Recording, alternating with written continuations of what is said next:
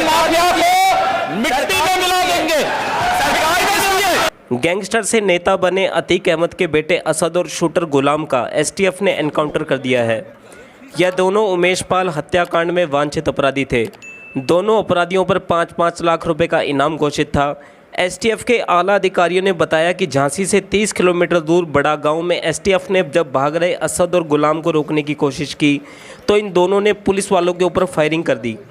इन दोनों के पास विदेशी रिवॉल्वर थे जिससे वह लगातार फायरिंग कर रहे थे, लेकिन जवाबी कार्रवाई में एसटीएफ ने इन दोनों को मार गिराया।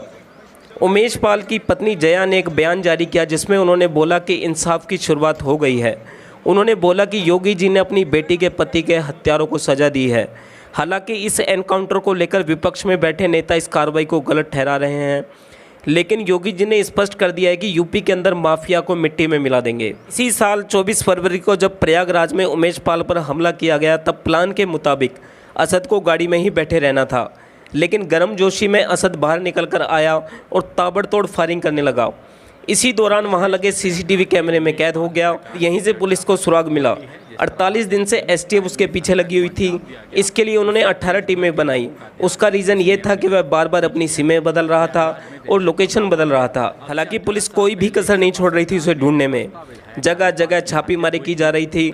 जिन भी लोगों ने उसको पनाह दी थी उन सबको गिरफ्तार किया गया। उमेश पाल की हत्या में 6 शूटर लिप्त थे। अतीक अहमद के 5 बेटे थे।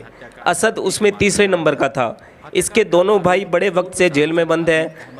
पर आपने देखा होगा कि पूरा कुनबा ही अपराध की दुनिया में लिप्त था, एक से बढ़कर एक बदमाश। शूटर गुलाम अहमद अतीक अहमद का सबसे भरोसेमंद आदमी था। गुलाम को अतीक के सभी नेटवर्क की पूरी जानकारी थी। इसी वजह से वो असद के साथ साई की तरह रहता था। यूपी पुलिस का कहना है कि अतीक के संबंध पाकिस्तान की आईएसआई एजेंसी के साथ भी थे। पाकिस्तान से ड्रोन के जरिए विदेशी हथियार मंगवाए जाते थे और इस पूरे नेटवर्क को अतीक अहमद और उनका कुनबा ऑपरेट कर रहा था। हालांकि गुजरात के साबरमती जेल में बंद अतीक अहमद को जब पता चला उसके बेटे का इनकाउंटर हो गया है तो वो फूट फूट कर रोने लगा।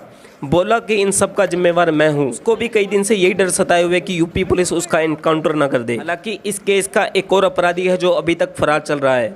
उसका नाम है गुड्डू बमबाज। गुड्डू देसी बम बनाने में माहिर था। बम बनाने की सारी जानकारी उसने यूट्यूब से हासिल की थी। 2005 में बसपा विधायक राजू पाल की हत्या कर दी गई।